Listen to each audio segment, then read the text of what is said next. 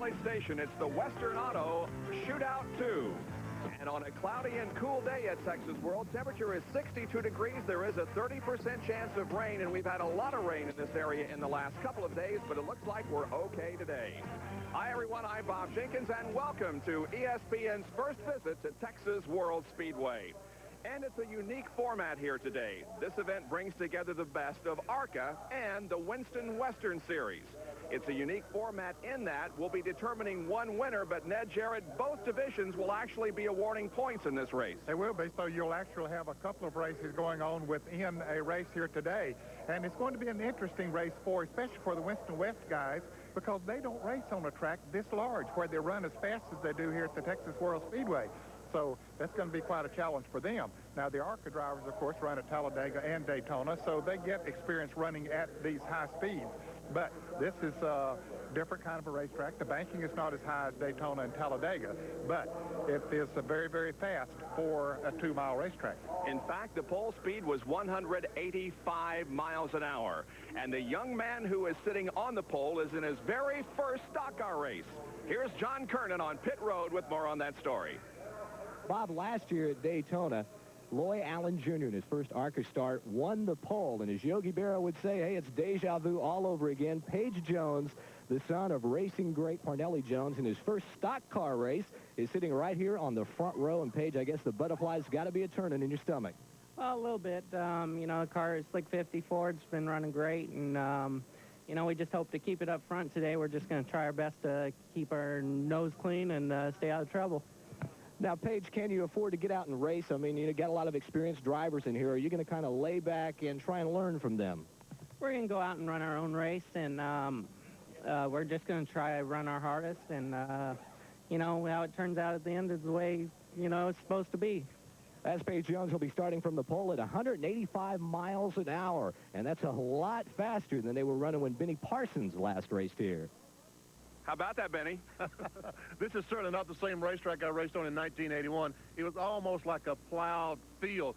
You shook your feelings out if you ran around this racetrack. As a matter of fact, in 1980, I shook a radiator apart going around this racetrack. In 1981, pole position, 167 miles per hour. That's how rough it was. You literally had to dodge the bumps. But today, it's a world-class facility. Page Jones, 185 miles per hour, and the drivers tell me this has got to be the smoothest racetrack they've ever been on. Well, we talked about how this is a shootout between ARCA and Winston West. However, there are 3 Winston Cup guys that are here this afternoon. Again, down to John Kernan. Well, Bob, those 3 Winston Cup drivers are some pretty heavy hitters. You've got Kenny Schrader, Darrell Waltrip, and also the man in black, Dale Earnhardt. But once they go out on the racetrack, they will have to move to the back of the pack. That's because on Friday, they were not here to qualify. They had to go to Atlanta. So they had to use some backup drivers, Jimmy Hensley and Ken Schrader, Jeff McClure and Darrell Waltrips, and Neil Bonnet in Dale Earnhardt's car. The Western Auto Shootout 2 from Texas World Speedway is being brought to you by Smooth Busch Beer and Easy Drinking Busch Light. And we'll be back with more in just a moment. Speedway, let's take a look at this facility. It is a D-shaped 2-mile oval. The pole speed was 185.071 at a time of 38.904 seconds. We will go 156 laps. That's 500 kilometers, 312 miles. The turns are banked at 22 degrees. Let's look at the starting lineup for today's event. On the pole is Page Jones from Torrance, California in the number 50 Slick 51 Loop Ford, qualifying at 185.071. Alongside, from Raleigh, North Carolina, in number 2 is Loy Allen Jr. Second row, the fastest Winston West competitor, John Krebs in number 29, and Jeremy Mayfield, the current ARCA points leader, in 95. In row number 3, it's Herschel McGriff, 65 years old, and the Daytona winner, Jeff Purvis, in number 1. Fourth row, Kerry Teague in number 11, and last year's Rookie of the Year in ARCA, Frank Kimmel, in number 02. The fifth row, hometown favorite H.B. Bailey in 36, and the veteran Bob Dotter from Chicago in number 8. And in the sixth row, it's Rick Corelli, another Winston West competitor in 37, and Greg Davidson in 96. And as you look at the rest of the starting lineup, you can see that Eddie Bierschwale begins from the inside of row 7. He won here a race in ARCA competition. And Dirk Stevens, the Northwest Tour champion, alongside Bierswall. There's some good cars back in the field that we can look to move up through there. Bill Venturini, who's a past winner here at Texas World.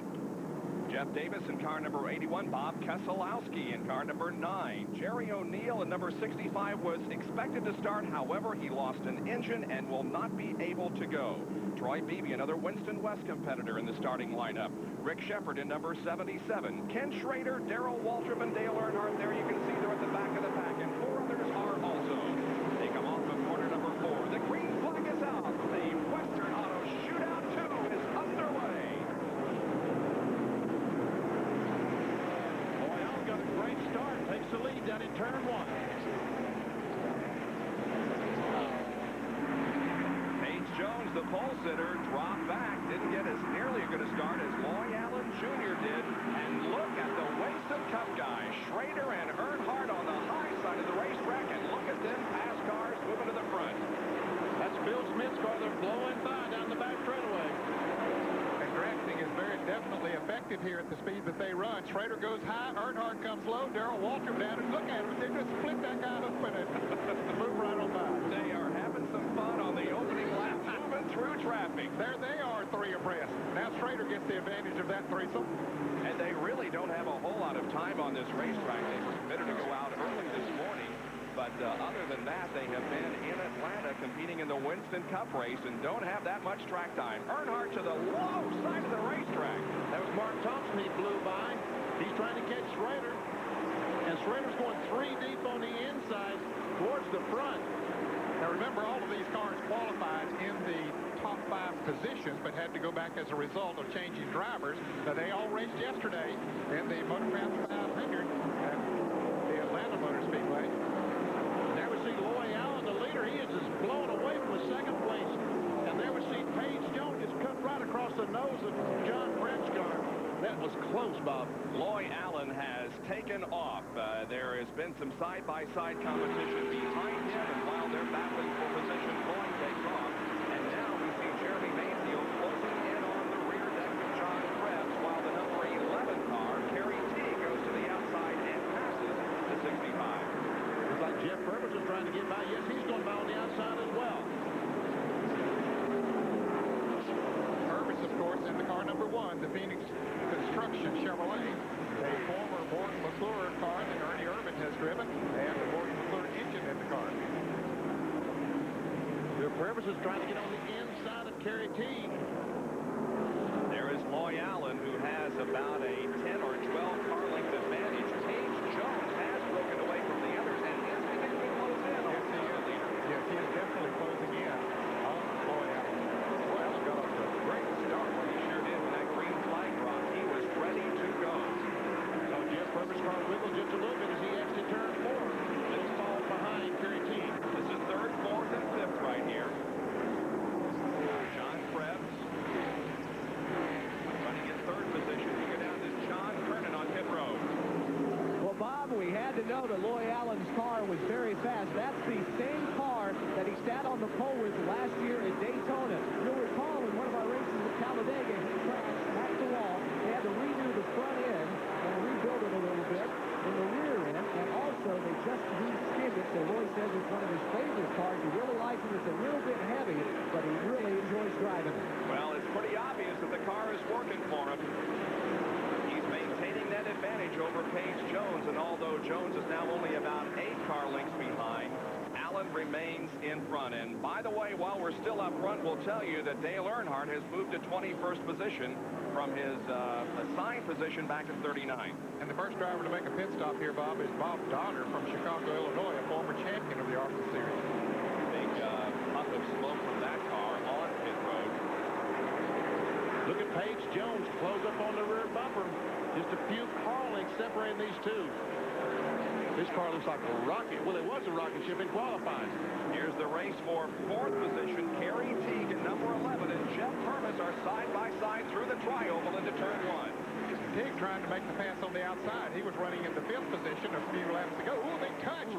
They came awfully close. In fact, close enough that they did touch. Both of them did a good job of hanging on. But Purvis takes over the position. Purvis now in 4th. Kerry Teague in 5th position. Nice to see cars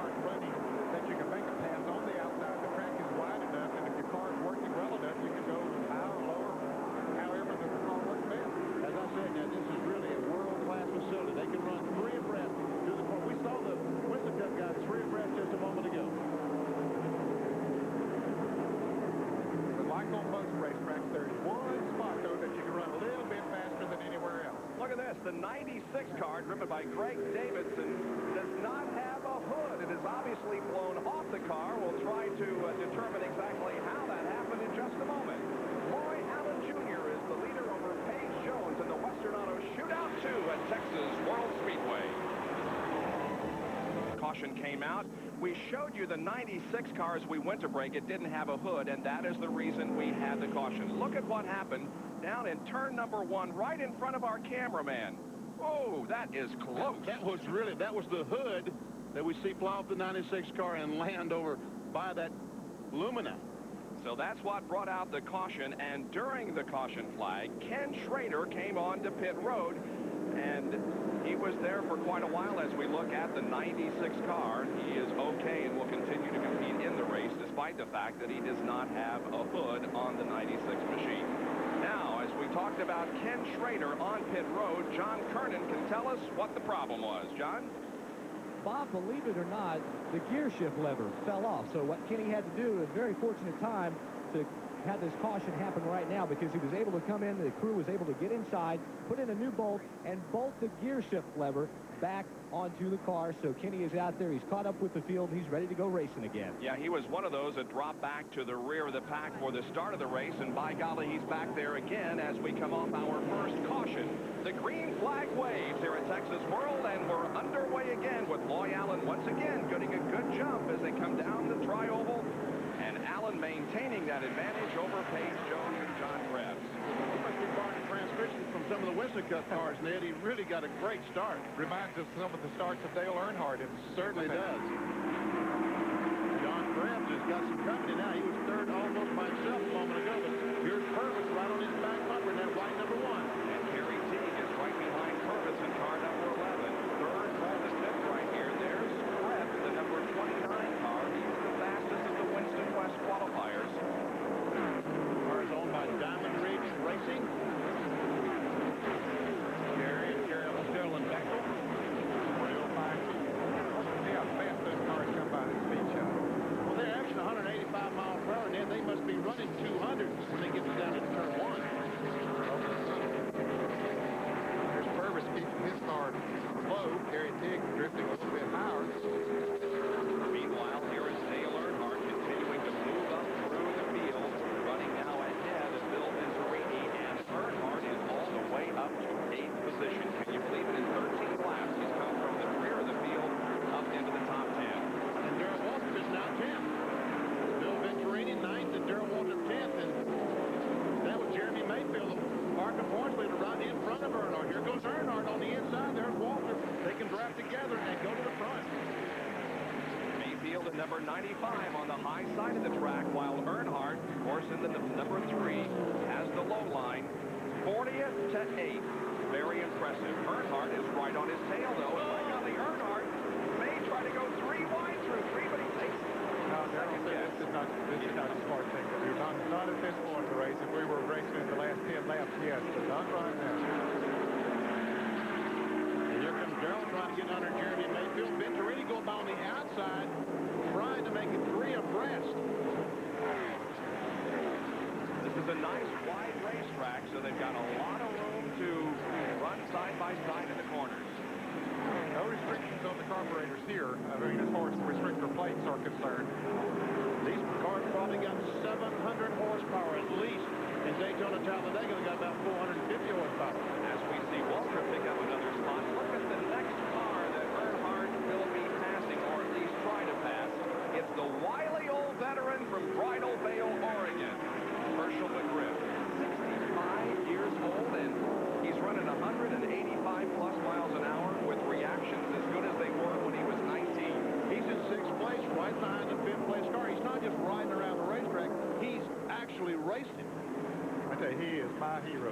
A couple of cars have made pit stop on. Been watching all this action, fellas. The Dirk Stevens car number 20 came in, went back down, and HB Bailey also made a pit stop at the racetrack on the qualified in the top 10, but now is down to 7 lap exit. Now, that statistic you saw there, this is his 200th Winston West start. That's in the current era. I would hate to guess how many races that Herschel McGriff has started in his career. It has to be in the thousands. There is Loy Allen Jr.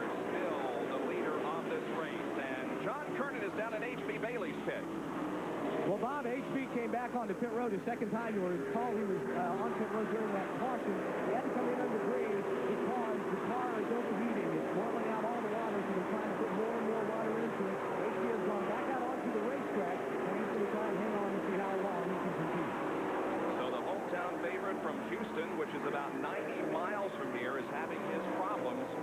We'll keep an eye on H.B. Bailey to see how things go for him the rest of the afternoon. There's Ken Schrader who is picking him off. He is really coming strong. I tell you what, you can go from 40th to 20th in a hurry. It's a little tough when you get up to about 20, 15 spots for these guys. Looks like the car's handling well. I'll tell you what, all these cars look like they're handling beautifully. And right on the bottom of the racetrack, you see he had trouble yesterday. Atlanta finished 29th. He broke the stud that hold the valve cover on, so he developed an oil leak. Had to go in the pits, taking about 40 laps to fix it. There's Bob Ray back as he goes by Bob on the outside. And Johnny Walker to the bottom of the racetrack, so they're 3 wide in turn number 4. That was Wayne Dellinger right in front of those cars. Here's Jeff Purvis, Kerry Teague, and John Krebs. Now, those positions have changed. That's right, Purvis and Teague has got by John Krebs. So they're 3rd and 4th now, and Krebs is back to 5th position as 1st and 2nd continue to be held down by Roy Allen Jr. and Paige Jones. Kerry Teague is pretty impressive. He's run well here in the first 15 so laps. Sure has. From Concord, North Carolina, that's a Canala Insurance automobile.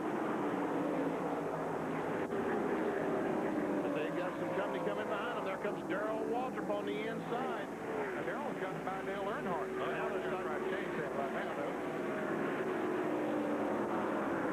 Well, there's a lot of racing all over this 2-mile D-shaped oval at Texas World Speedway. You're watching the Western Auto Shootout 2, and we'll be right back. Tell you that our Winston Cup coverage begins next Sunday, and we'll kick it off with a speed week at 12:30 in the afternoon, just before our live coverage of the Trans-South 500, where Bill Elliott is the defending champion. That's at 1 o'clock Eastern next Sunday afternoon, 10 o'clock on the Pacific Coast. Dale Earnhardt, by the way, is now atop the Winston Cup point standings after yesterday's Winston Cup event at Atlanta Motor Speedway. Jeff Bodine 2nd, and Rusty Wallace, Dale Jarrett, and Jeff Gordon is 5th in the points. Now, we had some pit stops during this caution period, which, by the way, was caused by the number 77 car of Rick Shepard stalled in turn 3. John Kernan has a recap. Well, Roy Allen, your leader, came in. He took on 4 tires and loosened the car. It's a big story on pit road. Split 50 team. Paige Jones, first time he's ever been on pit road for routine maintenance. Any other former racer, when he came in on pit road, it was because the car had broken down. Well, a 4-tire change for Paige, and it wasn't going very smoothly. They were having problems with the left rear tire. When Paige thought he felt the jack go down, he started to take off the left side of the show raise. The car stalled. They finally got the lug nuts on the left rear tire and had to push Paige down pit road. He lost a lot of valuable time and valuable positions down here on pit road. Indeed, and it sets up a very interesting situation as the green flag is just about to drop because Paige is near the back of the field, and he is very inexperienced in traffic. So we'll see how well he moves through the traffic ahead of him. The green flag is out, and we're back to racing at the Western Auto Shootout 2, and the leader is Jeremy Mayfield in number 95. Man, how do you like that rush hour traffic going down in turn 1 at about 150 miles an hour? 3 abreast, side by side, bumper to bumper. It will be interesting to see. There we see Darrell Waltrip and Dale Earnhardt, who did both make pit stops. They were the first out of the pits of those who did pit, but it'll be interesting to see how Paige Jones, if he can come back up through the pack. We know he has a fast race car. Can he come back up through there as good as Earnhardt and Waltrip did? Jeremy Mayfield in the white car leads him off the 4th corner. Now that is the number 31 car driven by Kenny Allen. That's right behind him. So he is in 2nd position at the moment. That's the onset car out of Shelby, North Carolina. He looked on the inside like he was going to try to take the lead away from Mayfield. Yep. So Jeremy hangs on to the lead, and now Kenny Allen in the 31 car has a rear view mirror full of Darrell Waltrip. There's Jeremy Mayfield. He's leading the ARCA points, and this young man is one of those drivers that has a very bright future ahead of him. Here comes DW. He's 3rd on the right side of your screen. Closing in on Allen for 2nd position. We see Earnhardt back in fifth spot. Look at that move. Darrell Walter, but it looked like he was going to spin. That is Wayne Jacks spinning in turn number 4, and everybody else avoided him. It'll bring out our third caution period of the afternoon, however. Jacks obviously has had some contact with the outside retaining wall. The back end of the car is damaged. Jacks from Las Vegas, Nevada, one of the Winston West drivers. Meanwhile, Darrell has not taken the caution flag. He's racing back to the line. Waltrip will be the leader as they come down. He's able to pass both Jeremy Mayfield and Kenny Allen, and so here they come for the checker, the caution flag, I should say. And Allen tried to get the lead away from him. I don't think he did it, though. He might have. It was close. This Ken Allen car, remember Dick Trickle a couple of years running the Buick at North Wilkesboro running well? This was the Kenny Allen car, so Kenny decided to go from car owner to driver. There is Wayne Jacks, car number 58. Bringing in. Excuse me, Bob. Can't see too much here, but there's a good bit of damage to the left rear quarter. You can see a couple of crewmen working on that. Might be just sheet metal damage. Maybe it did do damage to the chassis.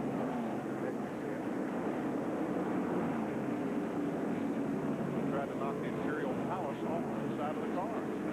He almost got the job accomplished. They've got some work to do on that car because the refueling system there is all messed up too. So they're going to be a few laps, I think, on pit road. It's our third caution of the day at Texas World Speedway. We're glad you could join us for this Western Auto Shootout 2 involving ARCA and Winston West. Bobby Keselowski is third. Dale Earnhardt fourth. Troy Beebe running in fifth position. 6 through 10. Bob Reback, Jeff Purvis, Ron Esau, Craig Wright, and Jeff Davis 30 out of 156 laps completed. We've never been here to Texas World Speedway, but if it looks familiar, it's because it's a replica of Michigan International. Now, in the late 60s, both were owned by Detroit industrialist Larry Lopayton. He had grand hopes of building several of these major speedways throughout the United States. Michigan International was the first track Lopayton built. A year later, he used the same blueprints to construct Texas World. The first race involved Can-Am cars back in November of 1969. It was won by Bruce McLaren. A month later, Bobby Isaac won the first Winston Cup event. But over the years, Richard Petty, not surprisingly, enjoyed the most success of any stock car driver, winning 3 times in 8 races. Benny Parsons, however, won the final Winston Cup race back in 1981. Allenzer may have made history by becoming the first IndyCar winner here at Texas World, but people still talk about the speed with which those cars got around the 22-degree banking. In October of 1973, Gary Bettenhausen won a 200-miler with an average speed of nearly 182 miles an hour. In qualifying, Mario Andretti set a closed course speed record of 214.158 miles an hour. That stood for nearly a year until A.J. Foyt took his own Foyt Coyote chassis around the Talladega High Banks at a speed of 217.8 miles an hour. Foyt, by the way, won the last IndyCar race at Texas World back in July of 1979. In the mid to late 80s, there was no major league type of racing here. Instead, the track played host to the Texas Independent Drivers Association late models, as well as amateur SCCA racing events, while falling into disrepair. In January of 1991, Texas World was purchased by the Ishin Speed Sport Corporation. Millions of dollars were spent refurbishing the facilities and repaving both the oval and the road course. In September of that year, the ARCA Supercar Series christened the new track. The many race fans who turned out were treated to a great duel between Bob Keselowski and Bill Venturini. Venturini won the race on his way to taking the 1991 championship. There's a little history of Texas World, and the green flag has just come out on lap number 32 to resume the competition. Now, Darrell Waltrip is the leader. He moves around. Allen car, here's Dale Earnhardt moving around on the outside as well. Allen car got a little bit loose there on the turn.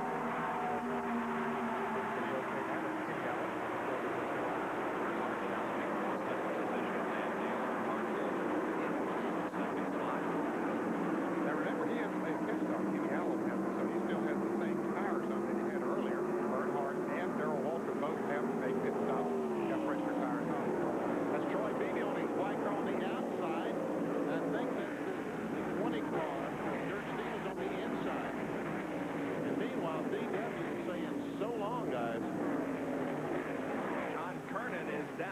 Darrell Waltrip's crew chief, Barry Dodson.